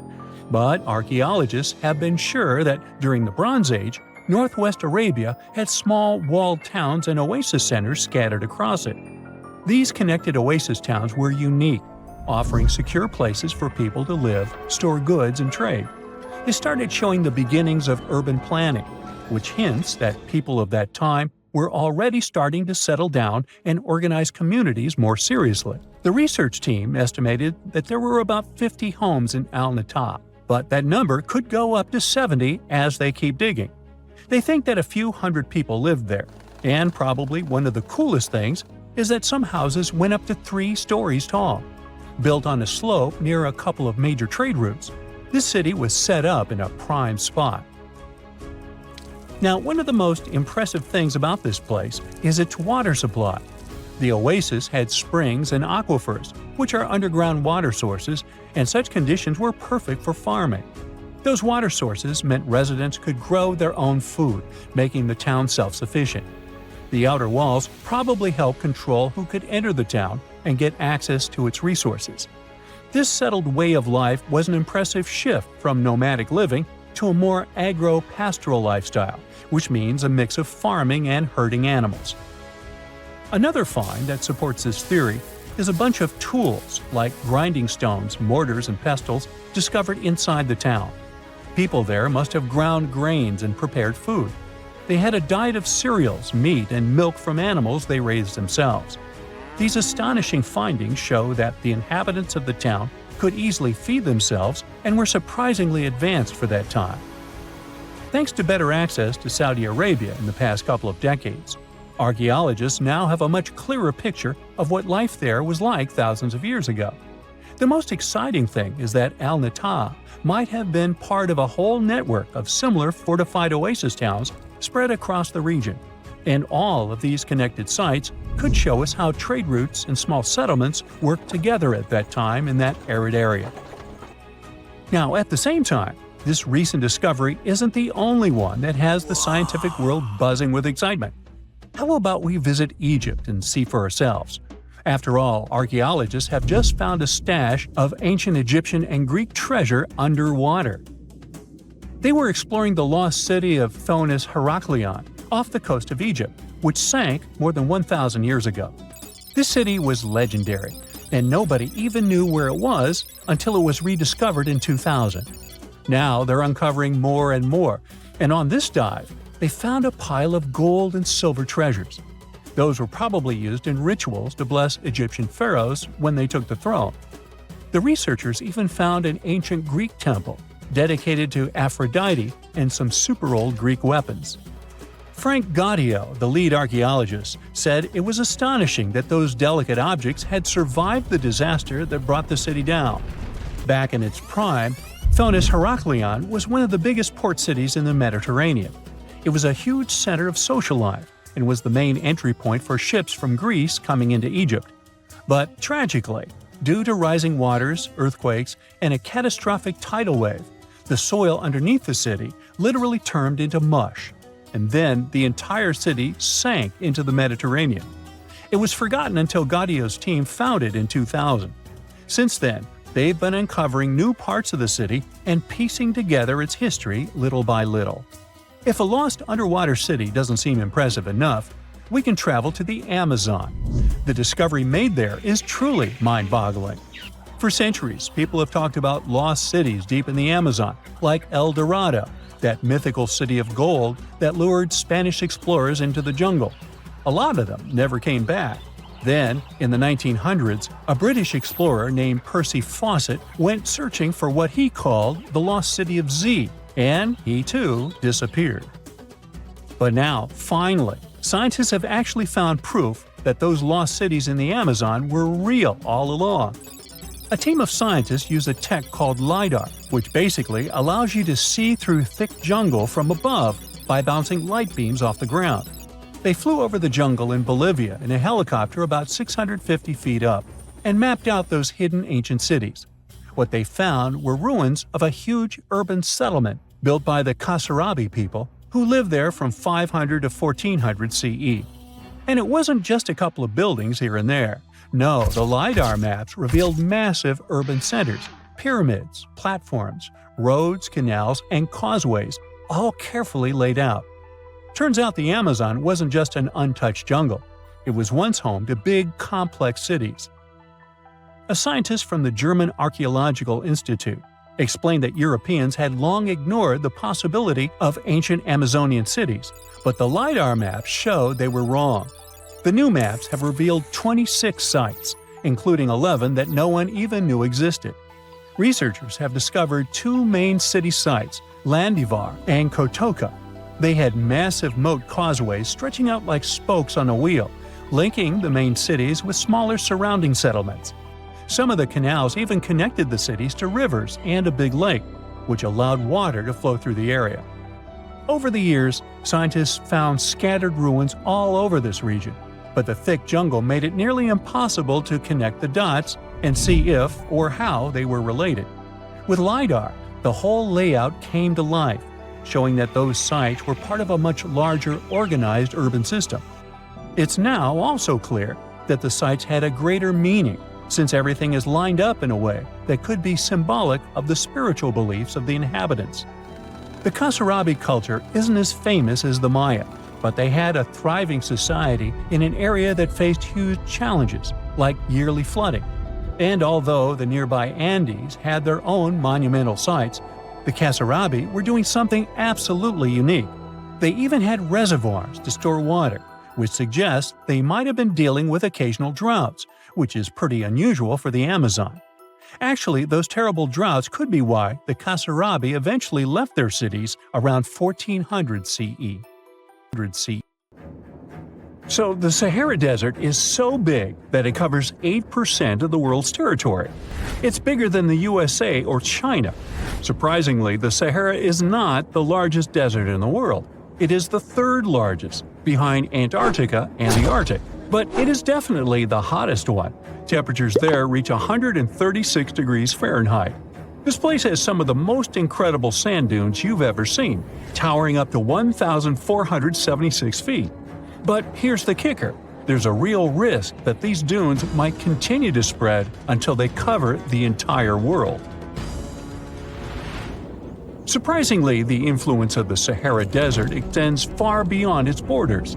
Its dust, carried by powerful winds, makes its way to the UK and across the European continent, particularly in winter. This dust, settling on the ground where it rains, is a familiar sight to those in the UK, often leaving a red residue on cars. This connection between the Sahara, England, and Europe serves as a stark reminder of the global reach of environmental phenomena. You might think this is not a big deal, but it could turn Europe into a desert, leaving its soil infertile and Europeans with no food. Soil is a fundamental aspect of human existence, just as crucial as clean water and air.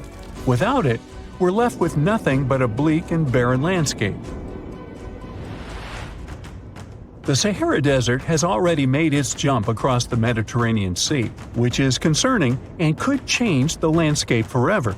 1/5 of Spain has already turned into a desert. The next victim is Italy, which also faces the problem of desertification. In fact, almost all European countries have the same issue.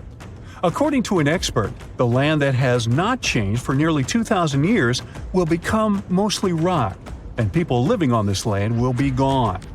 60% of the soil in Moldova is gone, and the problem has expanded beyond the Black Sea. It has reached China and Mongolia, thousands of miles away from the Sahara Desert. All of this causes losses of $4 billion a year. The threat is so significant that even the UN has gathered the necessary resources to solve the problem as soon as possible. Italy is sending help to Africa to stop the Sahara Desert from expanding. If this process does not stop in the next 10 years, millions will be forced to leave their homes. The Sahara Desert is growing for approximately 30 miles per decade. You do the math and see how long it will take to cover Europe. Since 1920, the Sahara has expanded by around 10%. But not all hope is lost because more than 172 countries have joined to put a stop to the desertification of the world. The World Food Program is a project that aims to help bring back green land that was once present in the Sahara. When they told people who called the Sahara home what they were about to do, the latter basically laughed in their faces and said it was impossible. But when you have a specific goal in mind, the impossible becomes possible. If we traveled back around 5,000 years into the past, we would see a beautiful forest with lush green trees and grass. Africa's climate has been changing for 21,000 years, from fantastic greenery to uninhabitable deserts. This has to do with Earth's rotation and the monsoons that bring water to this dry continent. But with the help of scientists and some clever tricks, we can bring the greenery back and stop the Sahara in its tracks. The Senegal River serves as a border between the Sahara Desert, Senegal City, and Mauritania. When you look at this area from space, you'll see how the desert is expanding to Senegal because the vegetation along the riverbank is almost non-existent. Forests can serve as a barrier, stopping the sand from getting blown away and the desert from expanding. An effort to create a great green wall is being made, and how they do it is actually quite impressive. Nothing has been growing in the currently restored area for more than 40 years, making locals find other places to call home. People were thrilled when they saw that the land could be restored. They're very committed and learn to work with the soil and grow food. At the same moment, more than 30,000 hectares have been restored and transformed into lush greenery. The Sahel region is the starting point of desertification, and it is crucial to establish a green wall in that area first. To make this wall is not rocket science, since it only takes a few simple steps. The ground there is baked by the sun and as hard as a block of concrete. If you've ever poured water on concrete, you know that it just flows away. It doesn't stay in one place. So they had to create water-retaining half-moons that would hold the water and make it available to plants. When you learn about how these half-moons work, you might say, how did they not think of that sooner? Actually, this technique is ancient, and it was once implemented in Sahel, but it was lost over time. When the rain falls, the water is collected into the half-moons that are positioned a bit lower than the ground below contour lines. There is also a kind of bank at the end of the shape that prevents water from overflowing. And in the middle, there are plants that are happy because they have plenty of water to thrive. Also, it's essential to grow native plants that are kind of used to harsh conditions, like sorghum and millet. These plants have been surviving there for thousands of years and produce a good amount of biomass, which means the land can be rehabilitated faster and people will have food sooner. The water that will enter the half-moons won't be lost. It will penetrate the ground and top off underground waters. This will ensure the ground that H2O will never run out and that future generations will have usable aqua. This brilliant planting technique is not limited to half-moons. People also create lines and plant various vegetables, such as tomatoes. Next, there are places only for trees, like lemons or oranges. After a long hot day, nothing is better than a freshly made cold lemonade. The trees will also protect the soil, and with some luck, there will be a new forest in the Sahara Desert. The goal is to copy the forest dynamic. Start with small plants and gradually expand to bigger plants that are more useful than the tiny ones.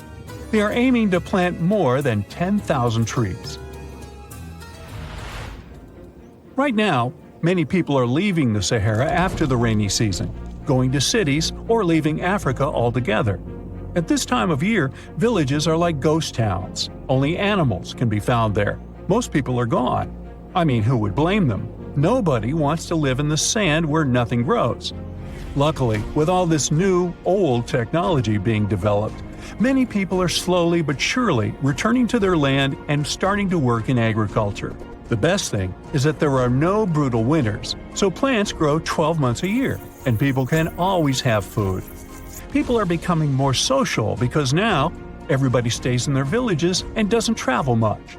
If this project works out, Africa will be saved and the world won't turn into a giant desert. Under the burning sun, among the sand dunes, somewhere in the Sahara Desert, you're walking in search of an ancient treasure. Finally, you find a strange rock in the sand. It's big, looks like a large piece of black coal or rock, but something shiny on its surface makes the rock unusual. This unique find is the oldest thing that has ever been discovered on our planet. This rock was born long before Earth appeared in outer space. The unusual meteorite was found in 2020 in a remote area of the Sahara Desert. Scientists have analyzed the isotopes of magnesium and aluminum on the stone's surface and found that its age is about 4.5 billion years. At the moment, this is the oldest sample of magma from space in history. It belongs to a small protoplanet that didn't have time to form completely. It happened a very long time ago when our solar system was forming. Many huge asteroids were floating in space. Some of them were formed into huge celestial bodies, which later became planets. The big rocky planets were absorbing the smaller ones. The rock was part of a little protoplanet that just began its formation, but another huge asteroid destroyed it. The planet shattered into billions of pieces. Some of them became part of other planets. Some flew outside the solar system, and one piece that had been wandering in space until our Earth was formed. After that, it hit the planet's atmosphere and fell into the territory now known as the Sahara Desert. The rock was discovered in 2020, but the erosion of extraterrestrial rocks shows that it could have fallen much earlier. This ancient thing weighing around 70 pounds has several pieces of different meteorites inside. In simple words, it's a volcanic rock consisting of lava. It has cooled, solidified, and crystallized. That's why you notice the glitter. Scientists hope that further study of the rock will help to learn more about our solar system foundation. The biggest asteroid discovered in the U.S. is the Willamette. Its size is 84 square feet, and its weight is more than 15 tons. This is half the weight of a bus. Several people can fit on the surface of this outer space object. But the coolest thing is that it's not a rock like most meteorites that were found. Willamette is made of nickel and iron. This massive piece of metal was discovered in 1906. Now, the huge rock is kept at the American Museum of Natural History. The largest meteorite ever found is Hoba. It's located in Namibia, and people have never changed its position because it's too heavy. The The weight of Hoba is 60 tons. It's heavier than a tank. The next space-related event occurred on February 28 in southwest England. On this day, a huge flash lit up the sky. Then there was a loud crash. Several residents opened the doors of their houses and noticed a black sooty spot on the lawn. They immediately guessed what had happened and reported the discovery to the British Meteorite Observation Network. If you ever find a meteorite, report it to some geological research or space center as soon as possible. The longer a space rock lies on the ground, the faster it loses its value. Rain, dust, snow, wind, scorching sun, all these factors damage the surface of the meteorite. It makes it difficult to study the celestial object. The meteorite found in England looks like coal, but it's way softer and more fragile. It most likely used to contain frozen water. The rock is part of a huge asteroid that plowed through outer space when our solar system hadn't fully formed yet. They found a unique combination of minerals inside the rock. It can help scientists learn more about the origins of the solar system and life on Earth. Now we're heading to Germany, to the small town of Nördlingen. A huge ancient meteorite's hidden here. It's very difficult to notice it unless you know the secret of this town. You're walking along the cozy little streets and looking at the buildings with beautiful architecture. You spend the whole day there and don't find anything that reminds you of a meteorite. To solve the mystery, you need to get out of town. So you climb a high hill and see that the city is located inside a pit. For a long time, locals were sure the house was located in the crater of an extinct volcano. If you look at the houses from a certain angle, you may notice an unusual shining coming from them. In the middle of the 20th century, a group of geologists came here and immediately declared that the crater doesn't look like a volcanic one. The town was built on a huge crater left by a meteorite. The huge celestial body fell here about 15 million years ago. It was so hot that the carbon bubbles inside instantly turned into small diamonds. When people were building this city, they didn't know they were using expensive stones, since the diamonds were hardly visible. The locals never attached importance to the fact that the city walls shine unusually in the sun. Now they believe this place was built from diamonds that had fallen from the sky. Our next stop is in the UK again. This time the rocks are of an earthly origin. The famous Stonehenge. People place circles of rocks here in a certain order. Everyone knows about this archaeological monument, but no one knows the reason for its creation for certain. Another construction built out of mysterious rocks was discovered just 2 miles away. It's called Superhenge. It's bigger, heavier, and takes up more space. Each plate here is 15 feet, which is about the height of 2 floors. Once, the stone stood vertically and formed a huge semicircle. But someone pushed the stones over about 4,500 years ago. It was a college prank. No, not really. That's why they couldn't be detected for a long time. Scientists still can't solve the mystery of Superhenge, but they believe the standing vertical stones were part of some huge monument. Some other amazing rocks are located in the south of Costa Rica. There are big ones, the size of a human, and there are smaller ones, the size of bowling balls. And they all have a perfectly round shape. These giant rocky spheres were created by people. It must have taken years of polishing using stone tools to get the perfect round shape. These balls are incredibly heavy, but can easily roll like a basketball. All the rocks are of a different age. Some of them were created about 2,500 years ago. Most of them are made of molten volcanic magma. Until now, scientists don't know for what purpose these stones were used. They were found in different parts of Costa Rica, near big cities. It's possible that ancient civilizations installed them specifically to show the greatness of local kings. Also, many experts believe the rocks were used as a tool for studying astronomy. The people who knew their purpose of the rocks had disappeared, and the history of the stones was lost along with them. Let's finish our journey with the coolest archaeological find. You're walking through the desert of Peru and climbing a low hill. You look down and notice the surface of the hill is covered with strange lines. You walk far away and see a huge cat on the hill. Such a drawing is called a geoglyph. Its length is around 120 feet, which is about half the size of a Boeing commercial jet. Archaeologists discovered the giant cat in 2020 and found out that it had been created somewhere between 200 and 100 BCE. This huge drawing is part of a mysterious group of different pictures. In addition to the cat, there are other animals, plants, and fantastic figures. All of them were found in the desert of Peru. The kitten was found by chance. Archaeologists didn't see it at first because natural erosion on the hillside had almost erased the silhouette. You find yourself in Africa, land of unique wildlife, home to a great variety of cultures and languages, and, first and foremost, host to the world's largest hot desert, the Sahara. It's daytime, and you are thirsty for some water and shade. You've been walking for days, trying to find one of those precious-looking oases. You feel you're near, but the horizon just keeps stretching and stretching. Your mind is tired, and your body is feeling all the heat. It's like you've eaten a full plate of hot pepper and then some more, judging by how much you're sweating. And when I say hot, think 100 degrees Fahrenheit hot, on average. No wonder this is happening. After all, you find yourself in the world's biggest hot desert. Now, I say hot desert since the biggest deserted landscapes are actually the cold ones, located in Antarctica and the Arctic. Icy Antarctica's frozen desert is more or less the size of 1 million LAXs. Yep, the Los Angeles International Airport. The Arctic desert is just a bit smaller than that. Now, in case you don't know, the Sahara Desert is located in northern Africa, stretching from the Atlantic Ocean all the way over to the Red Sea.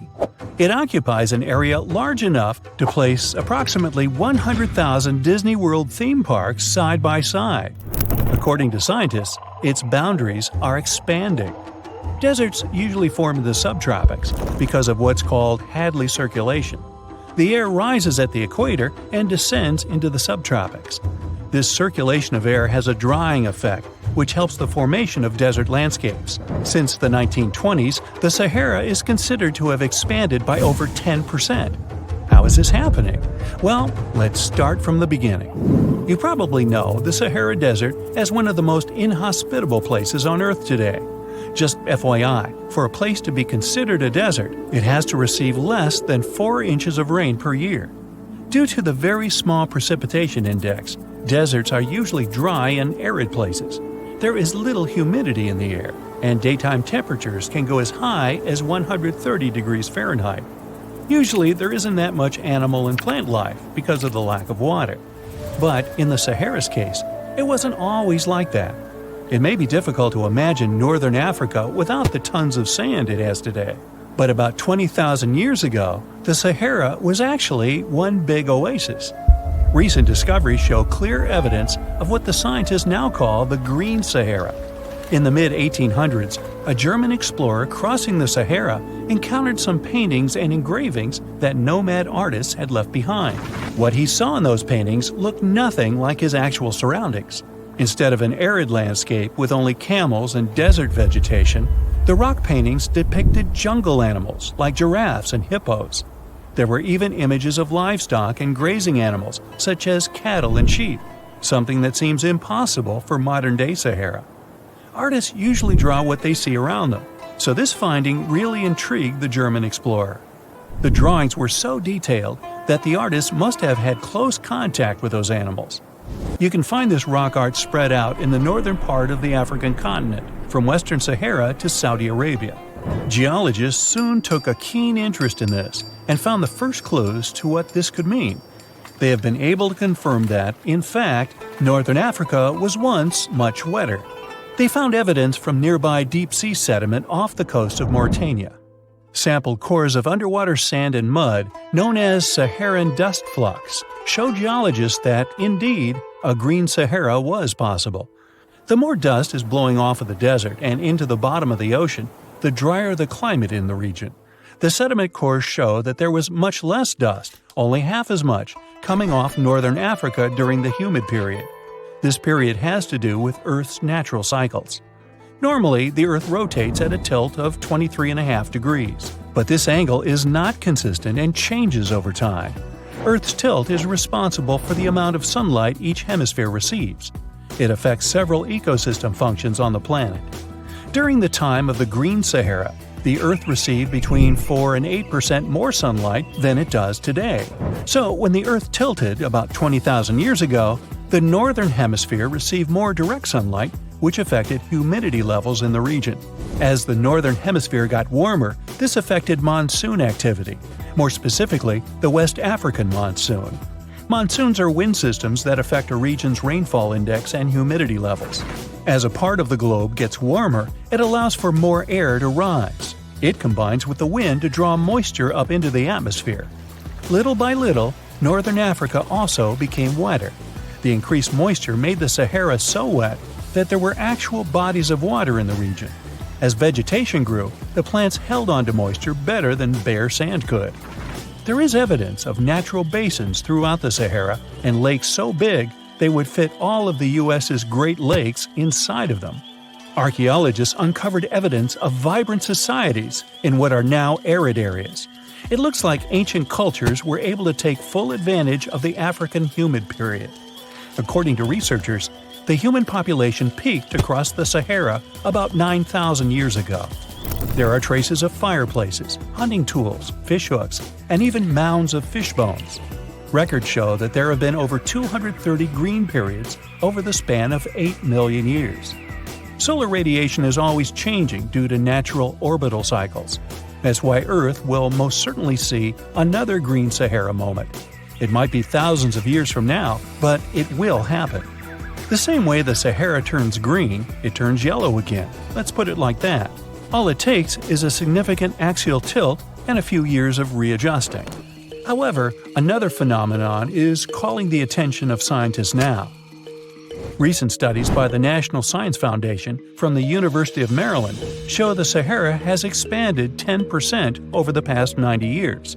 This phenomenon is called desertification, which literally means fertile land turning into desert land. The Sahara Desert is now advancing into the semi-arid region of Sahel. In 1950, this region was home to 31 million people. Today, its population is over 100 million people. This rapid population growth has largely contributed to the Sahara's expansion. Farmers that were once nomads began settling down. Land usage grew more intense, aiding in weakening the soil. The demand for food has caused an overcropping of the land, so even more of it is turning into the desert now. The study also shows that natural climate cycles can affect rainfall in the Sahara and the Sahel. Scientists affirm that all deserts fluctuate, not only the Sahara. A desert's boundary may expand in the dry winter and contract during the wetter summer. South of the Sahara lies the Chad Basin. It is a natural body of water that now serves as an indicator of the Sahara's expansion. The Chad Basin is located in the region where the Sahara is advancing southward. An atmospheric and ocean expert from the University of Maryland explains that rainfall has reduced greatly in the entire region. Due to reduced rainfalls, there is less water across the entire basin, and even Chad Lake is drying out. Just like the Sahara, the Atacama Desert in Chile, deemed the world's driest, is also expanding. It is located north of the city of Santiago, and its southern border is expanding toward the Chilean capital. Because the climate is getting drier and drier here, the city of Santiago risks turning into an arid or semi-arid region itself. The once fertile valleys of local rivers that lived on agriculture and livestock for many generations are losing their revenues as Chilean land is turning into a desert. Since 2010, Santiago has received only a third of its annual rainfall. Outside of the city, farmers are digging holes in search of blue gold, or simply put, water. The situation here is very similar to that of Sahel. So tell me this, were you as surprised as I was to find out what has been happening in the Sahara region? Feel free to share in the comments below. Rekat structure is a giant formation in the Sahara that looks exactly like a giant bullseye. It's so wide that you can see it from space. Even the CIA got interested in it. In 1965, they planned a flyover looking for geomagnetic anomalies. The findings are still classified. Perhaps the theories are true, and this place is truly the lost city of Atlantis. Now, Atlantis supposedly sank beneath the waves, but recent discoveries are pointing us in a different direction. This is an ancient story that goes far back in time, and Plato was the first to mention it. The place had loads of greenery and a curious structure, 3 concentric circles of land surrounding 2 circles of water. 2 key quotes from Plato's writing suggest that Atlantis might not have been a typical island in the middle of the ocean. Plus, Atlantis had a major influence from Africa and Europe, challenging the idea of it being in the Atlantic. It turns out that the Eye of the Sahara and Atlantis look alike. When astronauts saw the Eye of Sahara from above, they initially suspected a meteorite impact crater, but the rings of the structure matched the layout described of Atlantis. More importantly, the Sahara wasn't always a desert. It turned from a tropical region into a desert around 11,000 years ago. Researchers found evidence of a massive river called the Tamaracet that could have sustained a community. This river flowed toward the Rikat structure, aligning with Plato's description. The Trans-Saharan Seaway ran through the Sahara 50 to 100 million years ago. The sea allegedly destroyed Atlantis around 11,500 years ago, likely due to a rapid rise in sea level caused by the end of the Ice Age. NASA's worldview imagery shows patterns consistent with this theory. Those concentric rings might be a key to unlocking the secrets of our planet's evolution over millions of years. They're shaped by erosion on resilient rock layers, creating a spooky pattern of ridges and troughs. The central peak stands proud at 1,300 feet. The central part has undergone a significant erosion makeover, revealing a circular structure with a raised peak. Unlike impact craters, the Eye of the Sahara flaunts a striking balance and symmetry. Some say it results from rock uplift, sculpted by wind and water. Others think it's an ancient anticline, eroded to reveal its concentric glory. Then there's a salt diapir theory, suggesting that salt's buoyancy sculpted this beauty. Dating techniques have proved that it formed 541 to 252 million years ago, give or take a million or two. Ancient tools are scattered around the outer rings of the structure near riverbeds. Some older stone tools have also been spotted in the same areas. And still, even though some spear points from the Neolithic period have been found, there aren't many signs that people were living there back then. The area seems to have been used for short-term activities like hunting and making tools. There are other unearthly mysteries that haunt our world. One such enigma is in Norway, the ominous Erdstall light phenomenon, also known as the Valley of Lights, leaves scientists confused. This valley is 10 miles wide. It's quite isolated, but a peculiar blue box sits high on the hillside, equipped with cameras scanning the valley. The unsettling saga began in the 1980s, when the night sky over Erdstall erupted with burning fireballs, a recurring spectacle that sent shivers down the spines of those who witnessed it. This wasn't a fleeting occurrence, rather it became a regular thing. Terrified locals reported encounters with these unexplained luminous phenomena, some of which happened near their homes. Unease spread like wildfire. At its peak, there were about 20 sightings every week. The phenomenon made its way into newspapers, magazines, and media worldwide. Soon, people flocked to the valley, hoping to see the lights themselves. In 1984, experts joined the fray, armed with sophisticated instruments like magnetometers, radiometers, and other ometers. What they encountered was mind-bending, lights that defied explanation. Some moved at a leisurely pace, while others raced through the sky at an astonishing 19,000 miles per hour. People tried to explain these lights: airplanes, distant reflections, ball lightning, satellites, planets, meteors. But the speed and how these lights danced ruled out all those theories. We're slowly approaching another mysterious place. This is the greatest subglacial lake among Antarctica's 675 known lakes. It can easily hide unknown life forms. This lake is beneath the East Antarctic ice sheet. Dive about 2.5 miles under the ice, and there you'll see Lake Vostok, located at 1,600 feet below sea level. This lake is 155 miles long and 31 miles wide at its broadest point. With an average depth of 1,400 feet, it's also the world's 6th largest by volume. It's like an underwater city with lofty pillars and deep basins. The secret lake was discovered in 1993, yet it had been waiting to be found down there for over 2,000 years, collecting ancient secrets. In 2012, scientists drilled through the ice, creating the longest ice core ever. They pierced the ice all the way to the lake's surface. The year 2013 brought an unexpected twist when the tranquil waters erupted during the extraction of an ice core, mixing with drilling fluids. Then they got a pristine water sample in 2015. Some believe there might be previously unknown life forms down there, since it's a fossil water reserve that's been untouched for millions of years. That could be a lot like those speculated ice-covered oceans on moons like Europa and Enceladus. It all started with a theory in the 19th century, suggesting fresh water lurking under Antarctic ice sheets. Then, in 1955, seismic soundings hinted at a subglacial lake, and by the 90s, satellite data confirmed Lake Vostok's existence. Now, Lake Vostok isn't alone. In 2005, they found an island in the middle of the lake. Then, two smaller lakes joined the party. They suspect that a secret network of subglacial rivers might link these lakes. Now, very far away from Antarctica, in Venezuela, Catatumbo lightning presents a sinister light show at the junction of the Catatumbo River and Lake Maracaibo.